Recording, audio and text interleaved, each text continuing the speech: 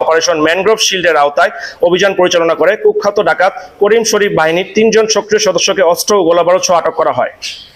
গোপন তথ্যের ভিত্তিতে জানা যায়, সুন্দরবনের কুখ্যাত ডাকাত করিম শরীফ বাহিনীর সদস্যরা বাগেরহাটের শরণখোলা থানাধীন সুন্দরবনের শেলা নদীর মোড়া চানমিয়া খাল সংলগ্ন এলাকায় অবস্থান করছে।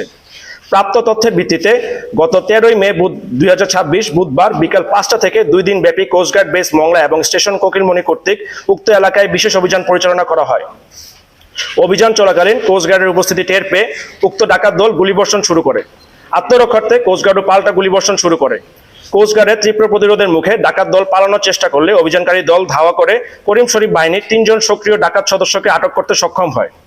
এ সময় আটককৃতদের কাছ থেকে 3টি একনলা বন্দুক, একটি দেশীয় পিস্তল, 49 রাউন্ড তাজা কার্তুজ, 187 রাউন্ড এয়ারগান গোলা, 2টি ওয়াকিটকি ও 4টি ওয়াকিটকি চার্জার উদ্ধার করা হয়।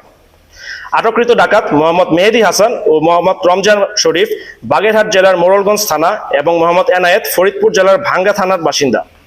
প্রাথমিক জিজ্ঞাসাবাদে জানা যায়, তারা দীর্ঘদিন যাবৎ সুন্দরবনের করিম শরীফ বাহিনীর সক্রিয় সদস্য হিসেবে ডাকাতি এবং সাধারণ জেলে ও বাওয়ালীদের জিম্মি করে মুক্তিপণ আদায় করে আসছিল। উল্লেখ্য, গত 13 মে বন বিভাগের তৎপরতা ও সহযোগিতায় করিম শরীফ বাহিনী কর্তৃক জিম্মিকৃত 4 জন জেলেকে উদ্ধার করে কোস্টগার্ডের নিকট হস্তান্তর করা হয়। জব্দকৃত অস্ত্র, গোলাবারুদ ও আটককৃত ডাকাতদের পরবর্তী আইনানুগ ব্যবস্থা গ্রহণের কার্যক্রম প্রক্রিয়াধীন রয়েছে।